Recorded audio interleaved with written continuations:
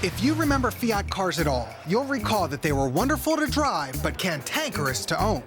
For many, Fiat still stands for, fix it again, Tony. But for others, it's a love of Italian cars that never stopped. And for 26 years, fans, drivers, and owners have been getting together for the Fiat Freakout. What we got were Fiats, Lancias, Alfa Romeos, and Ferraris, so prepare to be freaked out.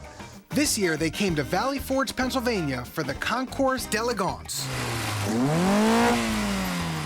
Over 150 cars filled the grass for Fiat Lancia Unlimited's annual event.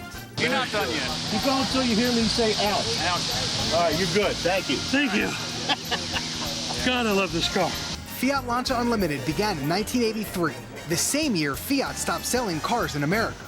Started by a few die-hard fans aiming to keep the brand alive, it's now grown to 400 members strong over the last 26 years.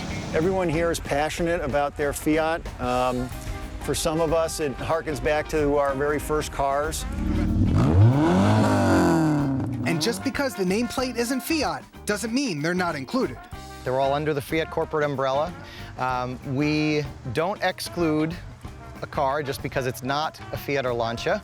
Any Italian car, or really any Italian-based car, is welcome here. That's exactly why Yael Evelev brought his Ferrari 330 GT down from New York City. Only the second Ferrari series to seat 4, the popularity of the car grew, but only one problem with its success.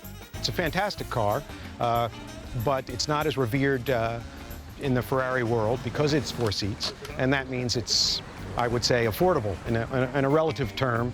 Compared to some Ferraris, it's a relatively affordable car to buy. All types of cars were on hand at the Freakout. Fiat or DeLorean? It's got a Mr. Fusion, a flux capacitor, plenty of plutonium. Close, but nope. It's a Bertone X19. About the same time Fiat left America, Bertone took over production.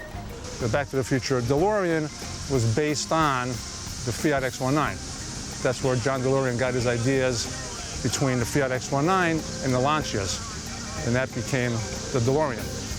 He's not driving backwards. That's Mark Renier's 1962 Fiat Multipla, bringing it all the way down from Ottawa, Canada. Angle toward turn, you're good. And he's not the only person from Maple Leaf Country who made the journey. Nick Popolo came from Toronto and brought his 1972 Fiat Dino Spider.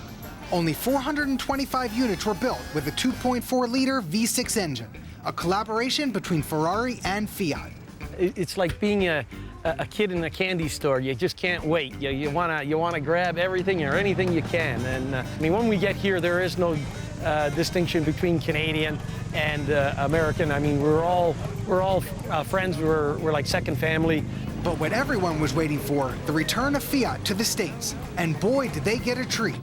From the 60s to the 70s to 2009, the Fiat 500 was definitely one of the highlights of the show.